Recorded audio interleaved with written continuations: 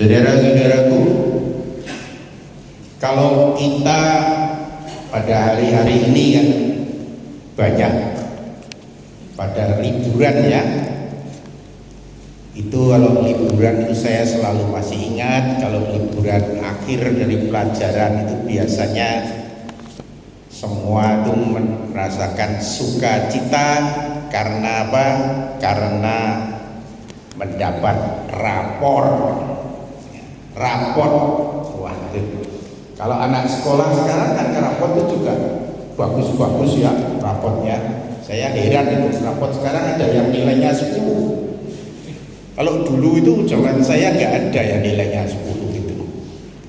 10 itu kata guru saya, 10 itu untuk Tuhan, karena kita ini tidak sempurna. Tapi sekarang 10 semua. Nah,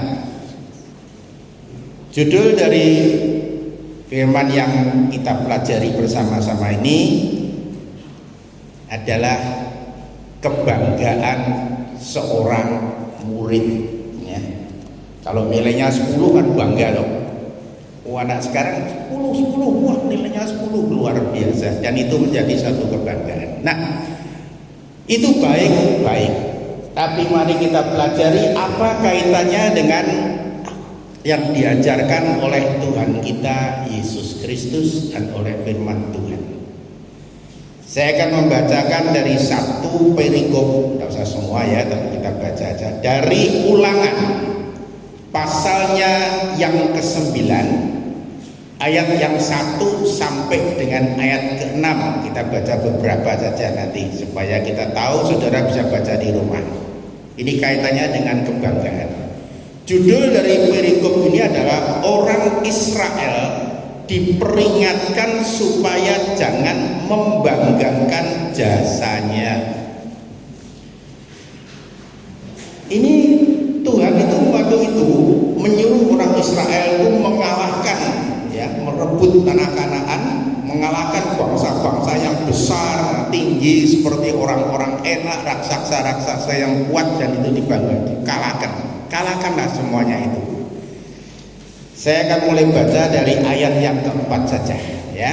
Nah, ayat keempat berkata demikian: janganlah engkau berkata dalam hatimu, apabila Tuhan Allahmu telah mengusir mereka dari hadapanmu, karena jasa-jasakulah Tuhan membawa aku masuk menduduki negeri ini. Nah, itu bangsa Israel diperingatkan, jangan kamu bangga kalau kamu bisa masuk menduduki negeri yang diserahkan Tuhan itu dan mengalahkan bangsa-bangsa. Lanjutnya, padahal karena Tuhan mengatakan begini, padahal karena kefasikan bangsa-bangsa itulah Tuhan menghalau mereka dari hadapanmu. Poin yang pertama dari masalah kebanggaan yang diperingatkan oleh Tuhan adalah kalau kamu masuk negeri itu bukan karena jasa-jasamu, itu karena aku memang tidak suka dengan orang-orang yang ada di situ yang memang mau dihalau oleh Tuhan.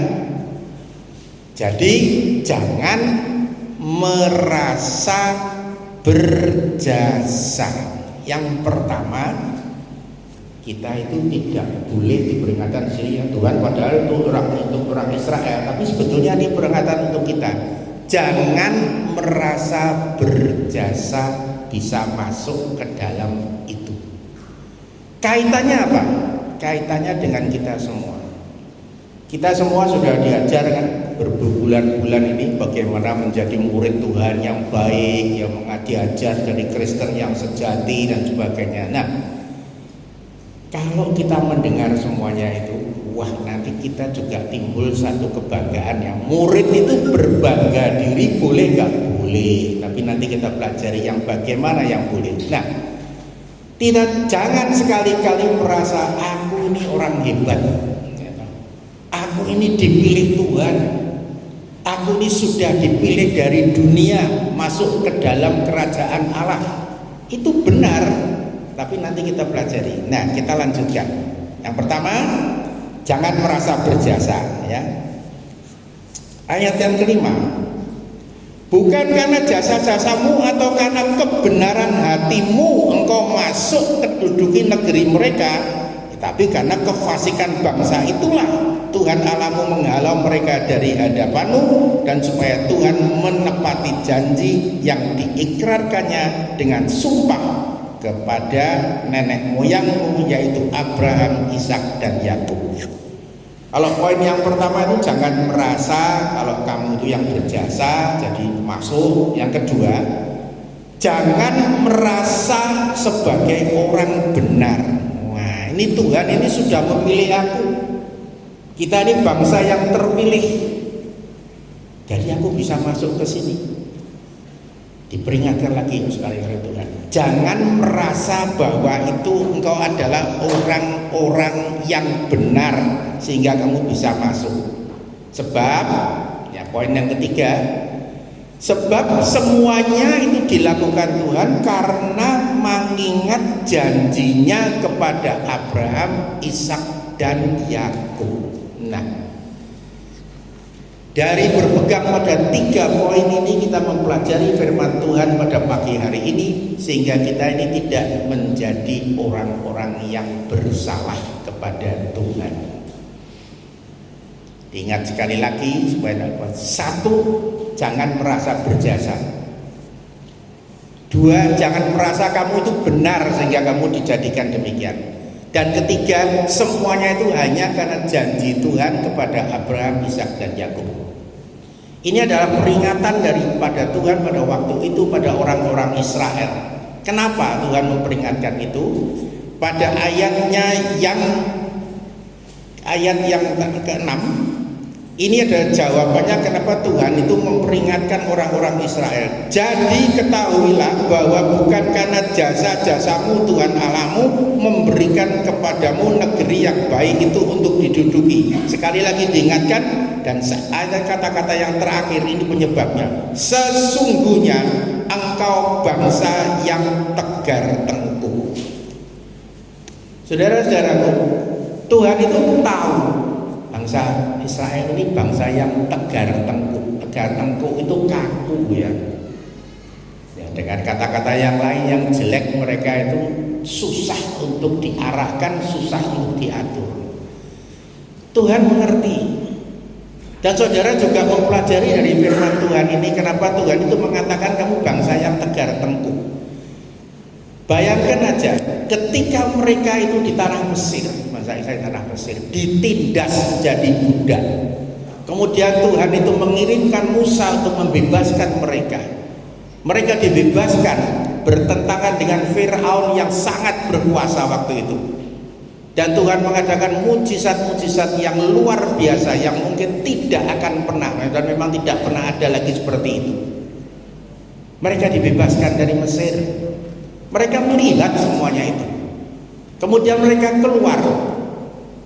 Bangsa Mesir dibuat murah hati oleh Tuhan, sehingga mereka memberikan harta benda dan nyamoni, ya istilahnya diberikan bagi budak-budak yang mau keluar ini, diberi bekal dan sebagainya. Mereka keluar. Setelah mereka keluar, saudara juga tahu dari firman Tuhan ini diingatkan supaya firman Tuhan itu mengatur hati kita juga. Mereka dikejar oleh Firaun dengan seluruh bala tentaranya, mau dibunuh semua karena Firaun waktu itu jengkel sekali mungkin ya. Dan apa yang terjadi ketika mereka terjepit di tepi laut? Laut itu menjadi terbuka jadi 2. Nah, saudara-saudaraku, ini adalah sesuatu yang luar biasa. Kita ini kalau mengalami apa yang dialami oleh bangsa Israel, mungkin kita tidak berani lagi melawan Tuhan.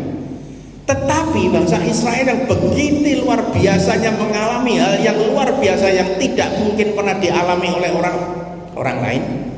Mereka bisa melakukan hal-hal yang menyakitkan hati Tuhan, membuat patung emas, ngomel dengan Tuhan, tidak diberi makan padahal dikasih roti mana dan sebagainya. Sehingga saudara tahu, dari sekian juta yang keluar dari tanah Mesir, hanya dua orang yang masuk ke dalam tanah perjanjian. Luar biasa, karena itu Tuhan mengatakan kamu adalah bangsa yang tegar tengkuk. Kalau kita apakah kan, wah nek saya ya enggak demikian lah ya. Kalau kita ini kan enggak sampai tegar tengkuknya seperti itu. Kalau kita sudah setia ke Tuhan ya setia. Tadi lagunya kan mengatakan gitu. Waduh, jauhlah kamu dari dunia karena kita sudah dekat dengan Tuhan. Saudara boleh bertanya-tanya, apakah kita ini benar-benar tidak menjadi bangsa yang tegar tengkuk?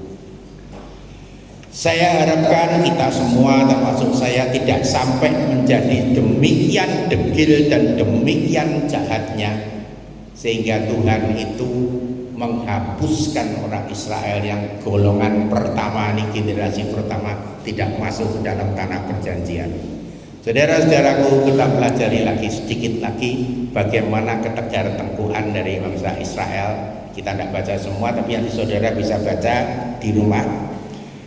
Itu adalah ketika bangsa Israel itu meminta raja, dikasih hakim-hakim, dikasih nabi sebagai pimpinan, mereka tidak puas, mereka mau minta raja. Dan Tuhan juga akhirnya meluluskan itu semuanya, dikasih seorang raja yang saudara tahu namanya adalah Saul.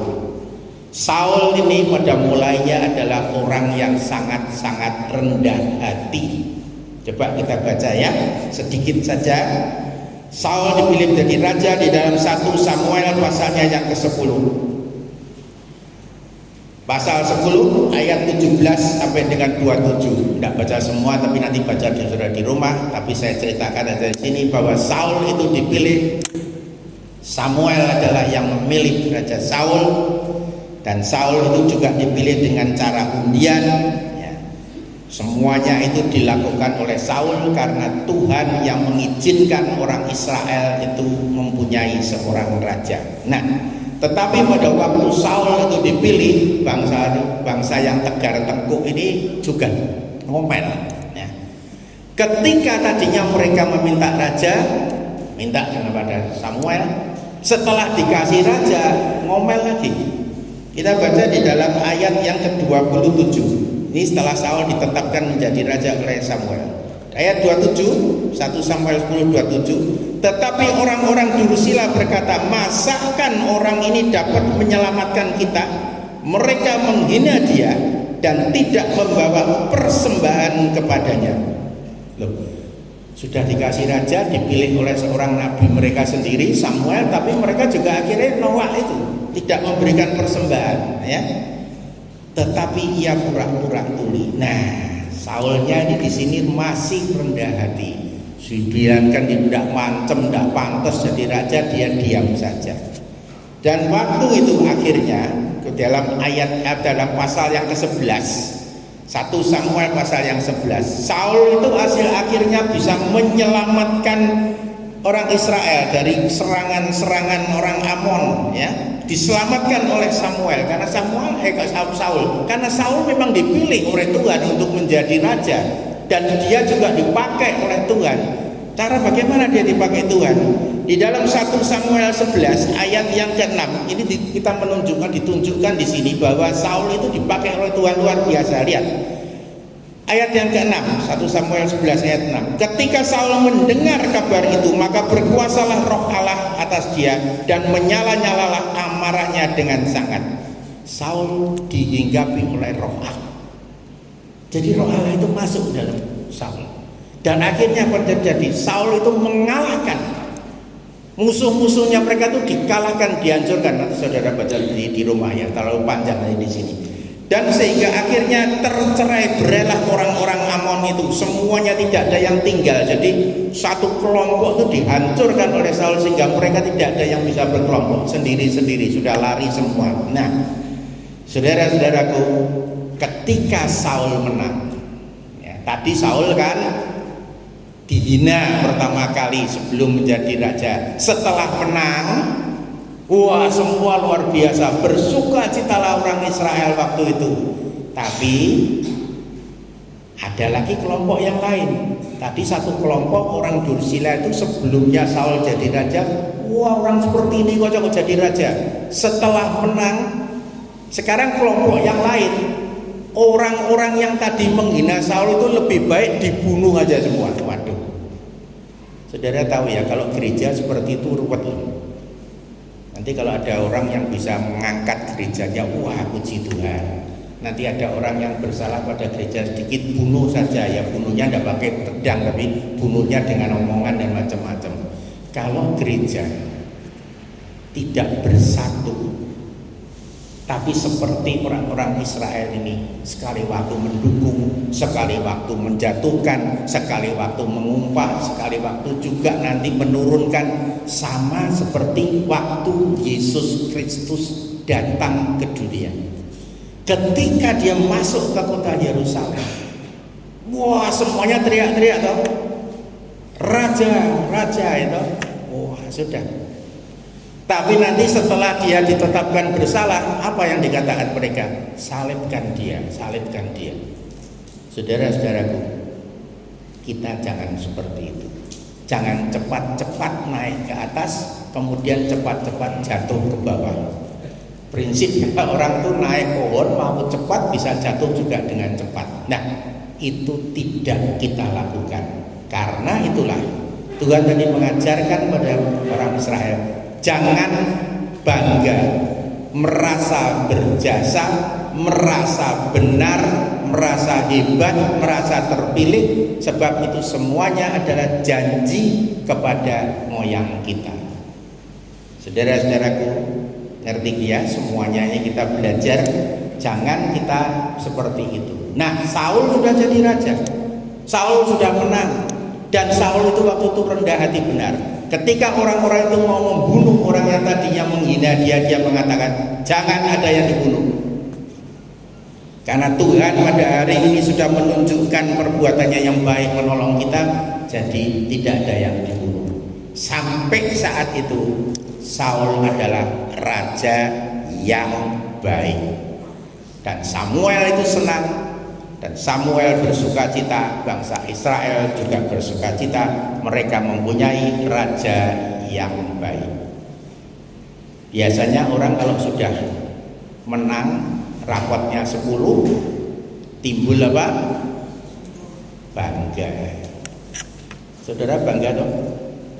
Kalau misalkan dulu, waduh, dulu saya naik sepeda ya, tapi setelah saya ngikut Tuhan, begitu baiknya Tuhan, ada lotre dibuka, saya pulang bisa membawa sepeda motor, bisa membawa mobil.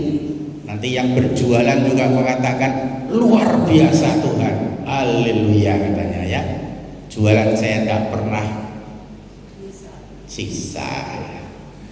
Ya, ini semuanya dalam manusia. Akhirnya timbul suatu apa? Bangga. Nah, inilah dia. Saul itu juga mulai mungkin timbul bangga. Kalau tidak mungkin Saul itu jatuh. Kalau seorang itu rendah hati, dia tidak mungkin jatuh. 1 Samuel pasalnya yang ke-15. Saul ditolak sebagai raja. Ceritanya begini. Waktu itu Saul itu mengalami suatu keadaan di mana dia dikepung. Waduh, semuanya dikepung oleh bangsa Israel, dikepung oleh musuh-musuhnya. Wah, waktu itu saudara, sebelum kita perang, bangsa Israel itu kalau belum perang itu selalu mengadakan satu upacara dan nabinya memberikan persembahan. Saudara tahu ceritanya ini. Ketika persembahan itu sudah mau dipersiapkan supaya menang, rakyatnya teriak-teriak. Kenapa? Yang mempersembahkan itu adalah Nabi Samuel, nabinya masih ada waktu itu. Tapi Samuel itu nggak datang. Samuel lama sekali nggak datang. Mungkin pada saat-saat yang terakhir nanti dia baru datang. Waduh. Maka akhirnya Saul itu memberanikan diri. Saudara-saudaraku, memberanikan diri bagaimana? Sudahlah, karena Samuel belum datang, aku mewakili dia. Murid tidak bisa lebih dari gurunya, kata Tuhan. Saudara pernah dengar itu semua. Tapi murid kalau pandai nanti sama dengan gurunya, benar. Tetapi ada hal-hal yang tidak boleh dilampaui oleh seorang murid. Contoh, murid mengatakan, oh guruku itu dulu, guru itu pinter, tapi kalau sekarang saya lebih pinter dari guru saya. Itu nggak boleh. Saul ini sangat-sangat lupa dengan keadaan itu, sehingga dia akhirnya itu membakar sendiri sesembahan itu, menyalakan sesembahan itu. Dan itu semuanya sebenarnya merupakan satu kesalahan yang luar biasa dari Saul. Saul lupa bahwa itu harus dikerjakan oleh seorang nabi, dan dia pasti juga tahu. Karena apa? Karena itu dia sudah sering mengikuti Samuel.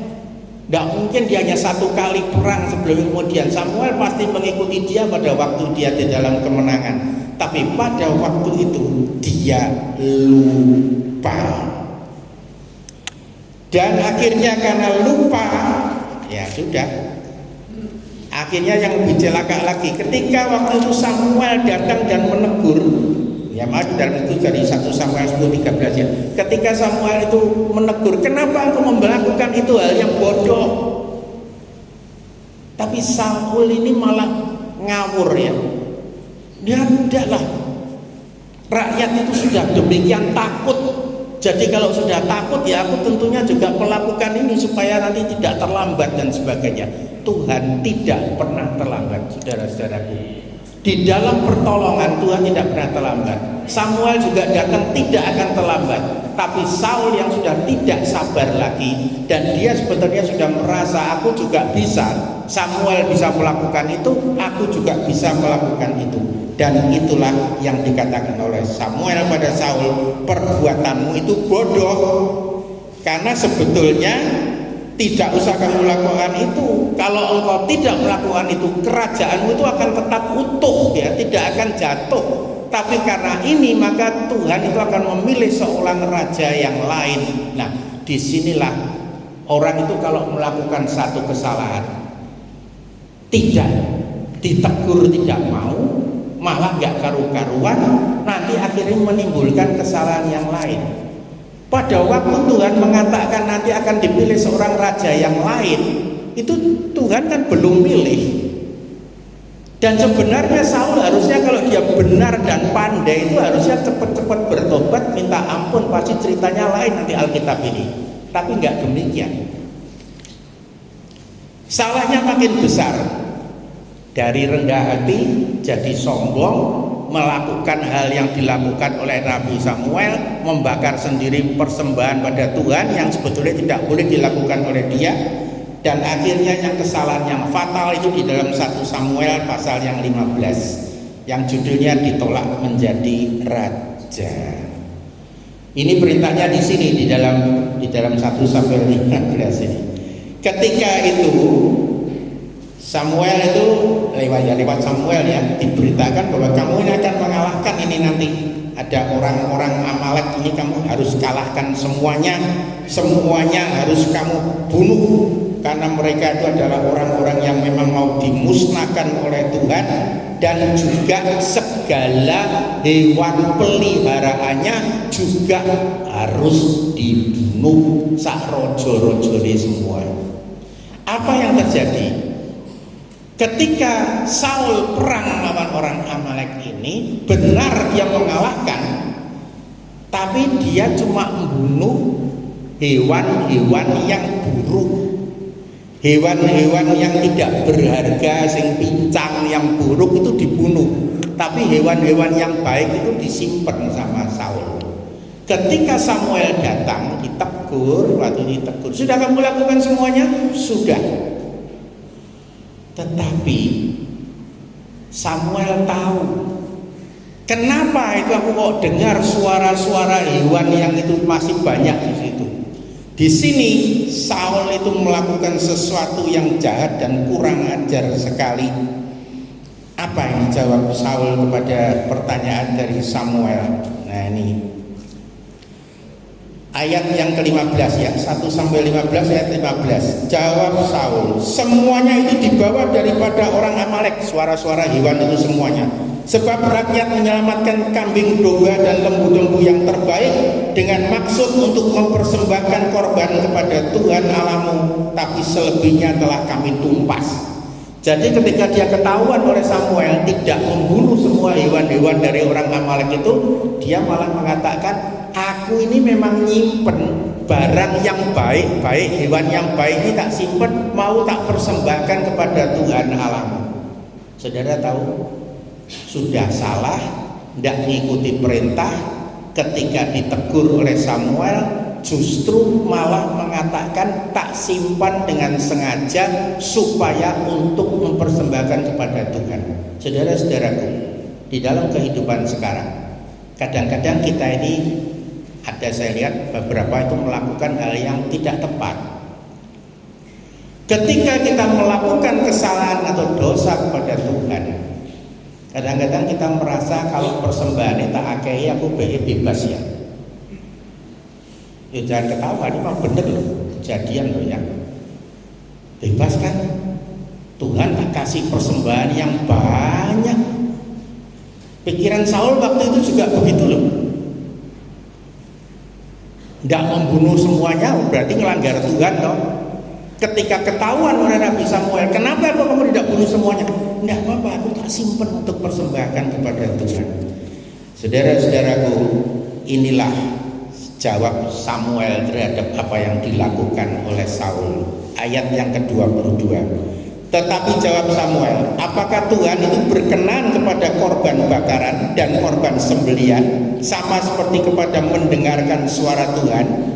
Sesungguhnya mendengarkan lebih baik daripada korban sembelihan, memperhatikan lebih baik daripada lemak domba-domba jantan. Buat apa kamu melakukan itu? Kamu dengar kata-kata Tuhan lebih baik. Kita juga demikian, saudaraku. Sebagai murid Tuhan, lebih baik kita mendengarkan dan taat. Tidak usah memberikan sesuatu yang besar-besar kepada Tuhan sebagai ganti, istilahnya. Itu kalau dari kepercayaan orang lain itu ada namanya apa ya? Oh, itu namanya ini loh. Ganti rugi dengan hal-hal yang tidak baik, ya. Jadi kalau melakukan kesalahan sekian, ganti ruginya sekian. Sehingga sekarang ini makin lama ajaran Tuhan ini makin ngawur. Saudara tahu di Meksiko itu ada orang yang jual kaplingnya Tuhan katanya. Tidak tahu guyonan atau enggak, tapi jual kapling surga, ya. Nek bayar itu di sana nanti dapat kapling. Ada yang bilang itu guyonan kok dimasukkan ke dalam medsos, ya. Jadi saudara kalau mau masuk ke surga sana itu bisa beli kok di Meksiko sana. Dapat surat nanti kapling surga. Sudah pada gila semuanya. Lah, lanjut dari ayat yang ke-22 tadi, ayat 23. Sebab pendurhakaan adalah sama seperti dosa bertenung, dan kedegilan adalah sama seperti menyembah berhala dan terafim. Durhaka itu sama dengan tenung atau sihir. Durhaka itu apa toh? Durhaka itu tidak taat pada orang tua, tidak taat pada Tuhan, melawan orang tua, gitu. Ceritanya jadi malin kundang, yaitu durhaka. Itu sama dengan tenung loh dosanya. Lah kalau kedegilan adalah sama seperti menyembah berhala. Degil itu adalah tegar tengkuk tadi. Orang nurut, tidak bisa diajar, gampang lupa, sakarepe dhewek, punya prinsip sendiri, punya teori sendiri. Itu sama dengan menyembah berhala. Padahal sihir dan penyembah berhala hukumannya adalah mati. Saudara-saudaraku, jadi berbangga itu baik, tapi hati-hati, jangan sampai berbangga itu membuat kita lupa diri. Saul yang tadinya begitu rendah hati, ketika dia mulai naik menjadi raja dan sukses, dia mulai sesukanya sendiri, membuat teori sendiri.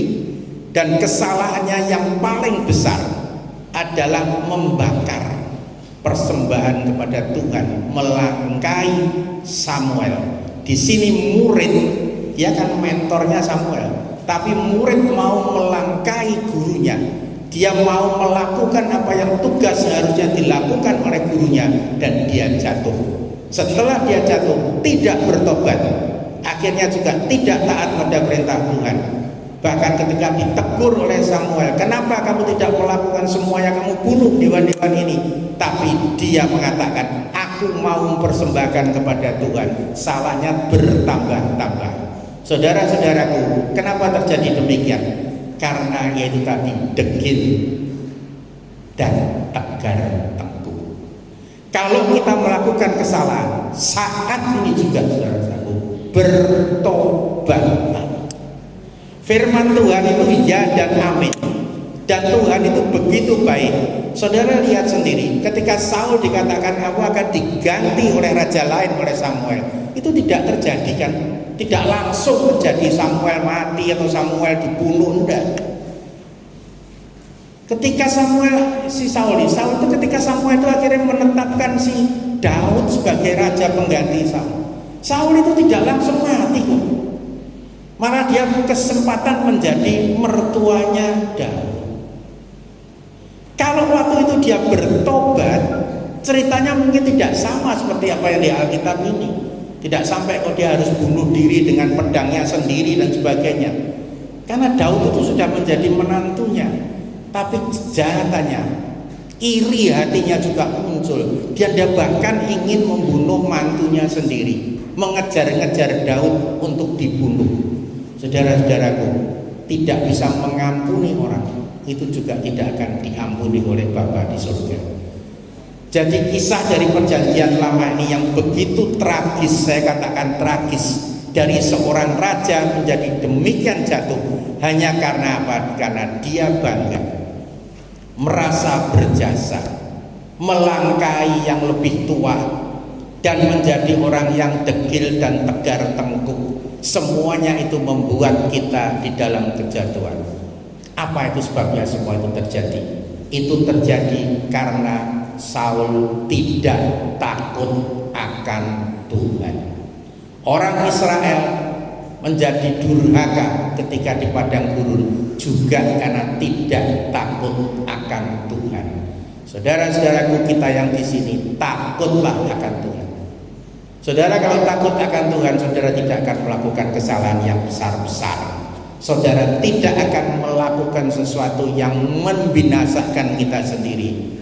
Dan karena itulah Tuhan itu sudah memberikan di dalam Amsal, takut akan Tuhan adalah awal dari segala pengetahuan. Kita lanjutkan. Nah, kalau kita sudah belajar dari perjanjian lama ini tadi, kisah dari Saul yang menjadi durhaka dan akhirnya juga binasa, apa kita ini tidak boleh bermegah? Bangga itu apa bahaya? Bangga yang seperti Saul akhirnya bahaya. Tapi ada bangga yang diwajibkan oleh kita supaya kita tidak jatuh. Kita buka di dalam kitab Yeremia pasalnya yang ke-9, ayatnya yang ke-23 dan 24. Yeremia 9, 23, 24. Beginilah firman Tuhan. Janganlah orang bijaksana bermegah karena kebijaksanaannya. Saudara boleh jadi bijaksana, tapi jangan bermegah karena kebijaksanaannya. Janganlah orang kuat bermegah karena kekuatannya. Janganlah orang kaya bermegah karena kekayaannya. Jadi bijaksana, kekuatan, dan kekayaan itu bagus. Itu adalah berkat dari Tuhan. Tapi jangan bermegah karena itu.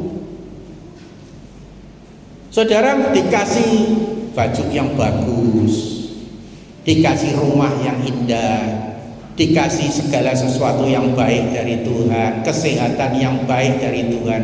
Saudara suka dan bersuka cita itu harus, tapi jangan bermegah karena itu.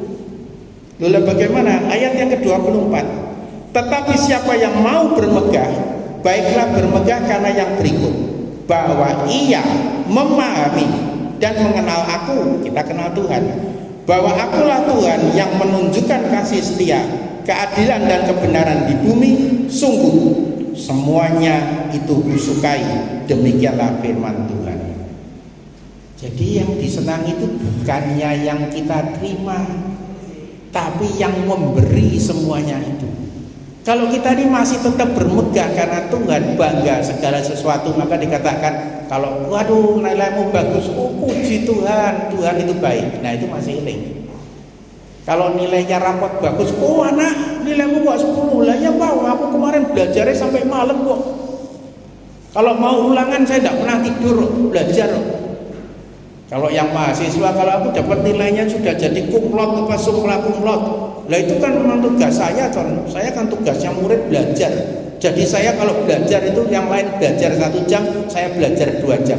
Kalau yang lain belajar setengah hari, saya belajar 1 hari. Pokoknya apa? Jasane dibawa ke depan.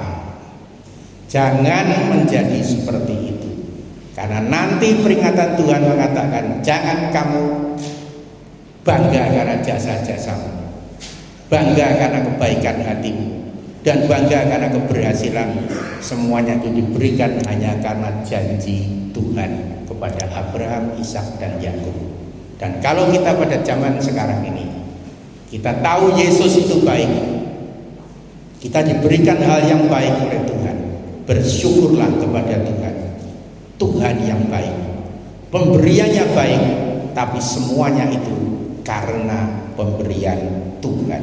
Maka dikatakan yang mau bermegah, bermegah karena ia memahami dan mengenal aku. Kita boleh megah karena kita kenal Yesus Kristus, Tuhan dan Juru Selamat. Itulah yang melakukan semuanya itu. Di dalam Injil Matius ada satu kata-kata dari Tuhan. Di dalam Injil Matius pasalnya yang ke-10 ayat yang ke-28. Dan janganlah kamu takut kepada mereka yang dapat membunuh tubuh, tetapi yang tidak berkuasa membunuh jiwa. Takutlah terutama kepada Dia yang berkuasa membinasakan baik jiwa maupun tubuh di dalam neraka. Siapa itu? Tuhan. Saudara tidak usah takut dengan yang bisa membunuh tubuh. Artinya tidak usah takut dengan manusia. Hormat iya, guru dihormati iya, tapi takut yang kita katakan di sini adalah takut kepada Tuhan yang tidak bisa digantikan tempatnya oleh yang lain, karena Dia bisa membunuh kita bukan di dunia ini tapi juga sampai ke dalam neraka. Gereja yang tidak pernah mengingatkan ada sorga dan ada neraka, gerejanya itu akan pasti lama-lama menjadi padam dan surut. Loh, saya benar ini. Saudara boleh diajar dengan segala ajaran yang baik, Amsal baik, Mazmur baik, semuanya baik. Tapi kita harus ingat, sekali waktu kita akan menghadap pengadilan yang maha tinggi dari Kristus Yesus. Di sana kita akan berdiri, dan apa yang kita lakukan itu akan nampak semuanya di sana. Tidak ada sesuatu pun yang tersembunyi. Lihat di dalam ayat yang ke-26 di atasnya. Jadi janganlah kamu takut terhadap mereka, manusia ya, karena tidak ada sesuatu pun yang tertutup yang tidak akan dibuka, dan tidak ada sesuatu pun yang tersembunyi yang tidak akan diketahui. Kalau saudara misalkan disakiti oleh orang, sakiti orang lain, difitnah ya, sering kan, kemudian ditipu dan sebagainya. Zaman sekarang ini banyak loh penipuan online, fitnah, tidak salah masuk penjara, tidak melakukan kejahatan juga ditangkap. Seperti Tuhan Yesus itu tidak melakukan apapun yang kesalahan, tapi toh Dia mengalami kematian di kayu salib untuk menebus kita. Dan semuanya itu, saudara tahu, akan segera terbuka. Akan segera terbuka. Tidak ada satupun yang tertutup. Kalau kita mempunyai hal-hal yang tertutup di dalam hati kita, sebelum terlambat, bukalah itu di hadirat Tuhan sekarang. Saya katakan, kalau kita mempunyai satu dosa, suatu kelemahan, satu kesalahan, buka dan selesaikan sekarang. Ada ayat yang mengatakan kalau kamu mau menghadap ke hakim, bereskanlah dahulu dengan apa yang ada pada musuhmu dan sebagainya. Dendam kita, sakit hati kita, kejengkelan kita, kekecewaan kita, dan segalanya itu bereskan sekarang. Waktunya masih terbuka untuk kita. Ketika Raja Saul sudah mulai melakukan yang tidak benar, sebenarnya ketika ditegur oleh Samuel, dia harusnya segera, ampunilah aku, ampunilah ya Tuhan. Ceritanya Tuhan itu baik, Tuhan itu benar-benar penuh dengan kasih. Kalau tidak, masa ada kata-kata yang mengatakan dia ingin bahwa kita semuanya ini selamat, tidak ada seorang pun yang binasa.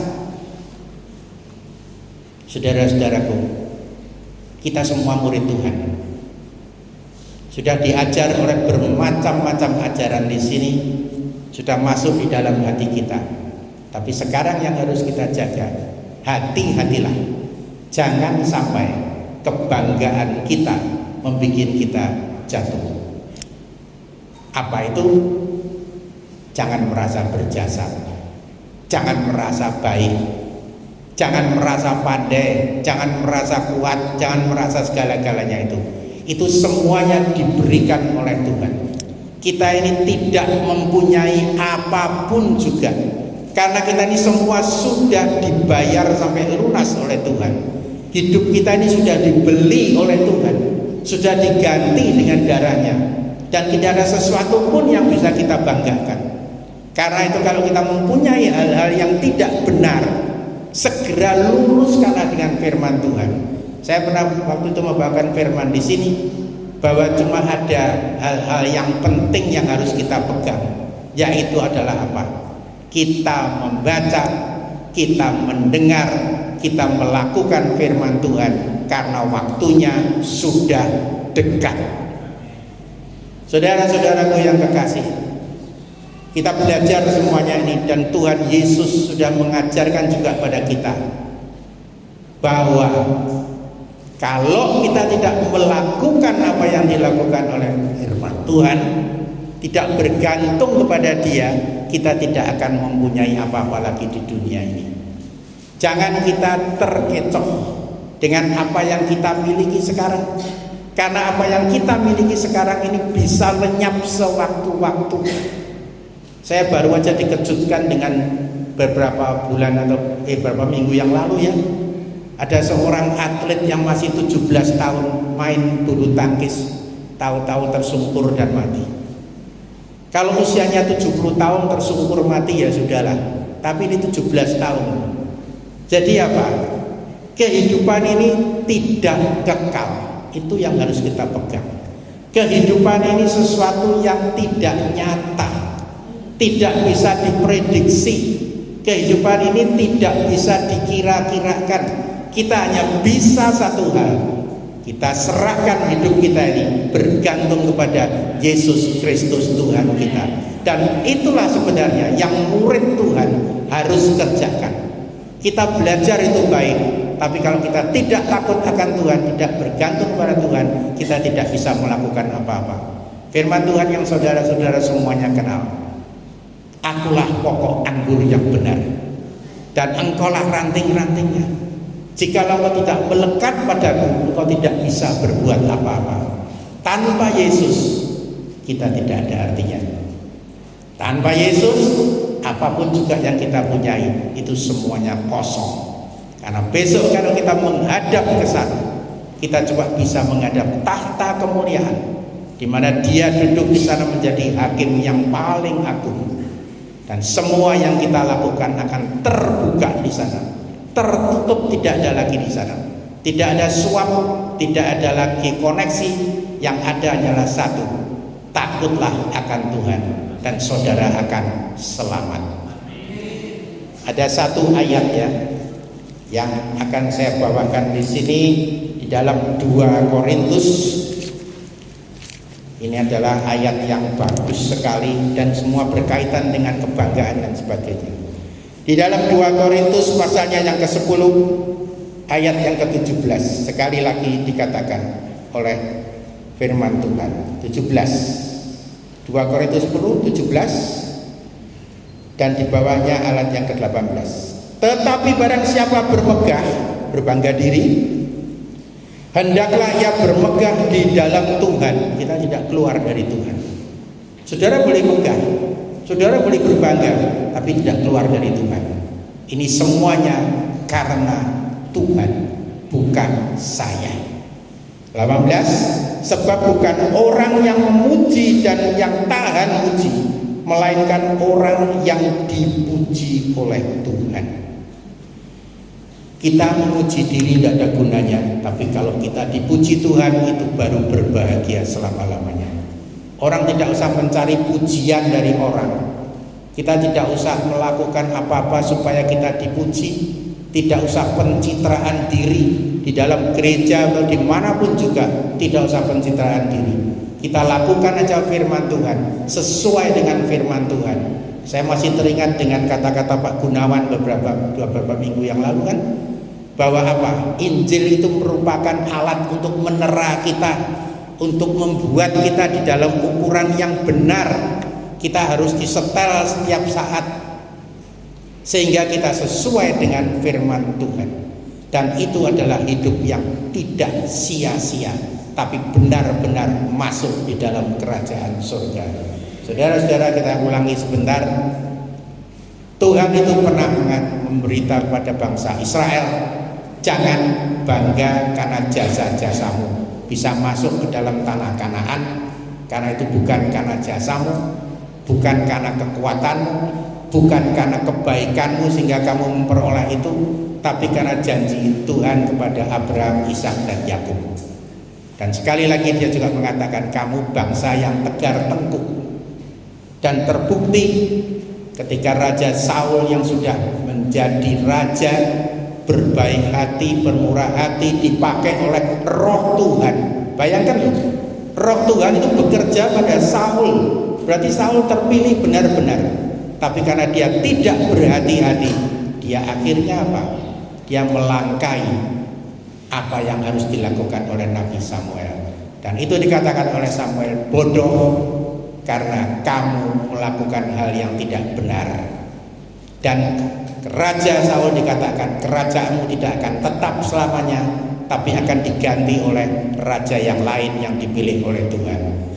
Saul tidak bertobat waktu itu, sehingga dia apa? Karena tidak bertobat melakukan kesalahan yang lebih gawat lagi. Ketika dia disuruh menghancurkan seluruh orang Amalek dan hewan-hewannya, dia tidak membunuh. Rajanya tidak dibunuh, hewan yang baik disimpan, hewan yang jelek saja yang dibunuh. Tapi ketika ditegur oleh Samuel, ini cerita tapi dimasuk ke dalam hati benar-benar. Ketika ditegur oleh Nabi Samuel, dia mengatakan, enggak kok, memang tidak saya bunuh semuanya, saya simpan untuk persembahan kepada Tuhan. Lebih celaka lagi, sehingga Tuhan sepertinya mau disuap dengan hewan-hewan, dengan lemak-lemak kambing jantan katanya ya. Dan itu adalah kekejian dan sesuatu yang kurang ajar dari manusia kepada Tuhan. Tuhan mau disuap. Karena itulah kita jangan sekali-kali menyuap Tuhan. Kita hanya bisa menyenangkan Tuhan kalau kita ini melaksanakan firman Tuhan, tidak dengan persembahan, pemberian kita, segala macam, bahkan perpuluhan kita. Itu juga pernah ditegur oleh Tuhan. Bukan karena itu yang menyenangkan Tuhan, tapi tingkah laku, sikap hidup kita, cara hidup, cara berpikir kita yang benar sesuai firman Tuhan, itulah yang menjadi kesenangan, yang menyenangkan hati Tuhan. Dan semuanya dilakukan oleh Saul karena dia tidak takut akan Tuhan. Kita sebagai anak-anak Tuhan yang sejati, Kristen sejati kata Pak Yusak, kita harus selalu takut akan Tuhan. Periksa diri kita setiap saat, sudahkah atau masihkah aku ini takut akan Tuhan? Masih beranikah aku melakukan hal-hal yang tidak baik di luar tahunya Tuhan? Pikir kita bisa ya, kalau orang itu melakukan kejahatan ya berpikir, Tuhan tidak akan tahu. Tapi dia dikatakan, Tuhan mengatakan apa? Segala sesuatu yang tertutup akan dibuka, segala yang tersembunyi juga akan diungkapkan. Itu semuanya sudah diceritakan oleh Tuhan Yesus pada waktu dia masih ada di bumi. Sekali lagi itu mengingatkan kepada kita, mulai saat ini jangan melakukan sesuatu yang tidak sesuai dengan firman Tuhan. Saudara tahu semuanya itu. Kita semua punya kelemahan, kita semua punya kesalahan. Tapi kalau kita mau bertobat, itu menyenangkan hati Tuhan. Dosa Daud itu besar, membunuh suami dari Batseba, menikahi Batseba dengan alasan mau menyelamatkan Batseba. Ditegur oleh Nathan, tapi dia tidak seperti Saul. Ketika ditegur, dia tersungkur di depan Nathan dan mengaku dosa dan bertobat. Saudaraku, marilah kita menjadi orang-orang yang sangat takut akan Tuhan, menghormati Tuhan. Kita juga taat kepada Dia, karena Dialah penguasa selama-lamanya di langit dan di bumi. Dan kalau kita bermegah, sekali lagi, bermegahlah hanya karena Tuhan, bukan karena diri kita. Terpujilah nama Tuhan. Marilah kita berdoa bersama-sama. Bapa di dalam surga, Bapa yang kami sembah di dalam nama Tuhan Yesus Kristus. Bapa, kami bersyukur saat ini kami boleh mendengarkan firman-Mu. Kami tahu kebanggaan itu bisa menjatuhkan manusia. Tapi kalau kita bermegah, pimpinlah kami selalu supaya kami bermegah di dalam Engkau. Karena Engkau adalah Allah yang baik, Allah yang begitu mengasihi kita, sehingga memberikan kepada kita hidup yang kekal. Karena darah-Mu menghapus dosa-dosa kami. Bapa, janganlah dosa Saul ada di dalam kita, merasa dirinya hebat, kemudian melangkai apa yang tidak harus dilakukan oleh dia, bahkan kemudian juga melakukan hal yang jahat, ingin menghapus kesalahannya dengan persembahan. Seringkali anak-anak Tuhan secara tidak sadar juga memberikan sesuatu dengan maksud supaya dosanya dihapus. Benarnya yang bisa menghapus dosa hanyalah Engkau sendiri Tuhan. Engkaulah yang menghapus dosa-dosa kita. Tidak ada satupun yang bisa membayar dosa-dosa kita. Tapi Engkau sudah membayar semuanya di kayu salib. Dengan kematian-Mu di kayu salib, darah-Mu yang tercucur itulah yang menghapus dosa-dosa kami. Bapa, jikalau ada dosa di dalam kami yang masih tertinggal, hapuskanlah itu Bapa. Ingatkanlah itu. Dan biarlah kami semuanya menjadi orang yang mudah sekali bertobat dari kesalahan-kesalahan kami. Bapa di surga, hamba-Mu selesai berkata-kata, tapi Roh Kudus tetap berkata-kata. Kami juga berdoa bagi gereja-Mu saat ini. Pulihkanlah gereja-Mu ya Bapa. Jadikanlah benar kembali, dan biarkan roh kami tetap menyala-nyala, dan kita tidak jauh dari hal yang baik, tapi kita jauh dari hal-hal yang duniawi. Terpujilah nama-Mu Bapa. Kami serahkan semuanya ini hanya di dalam nama Tuhan Yesus Kristus, Tuhan dan Juru Selamat kami. Yang percaya mari katakan bersama-sama, amin.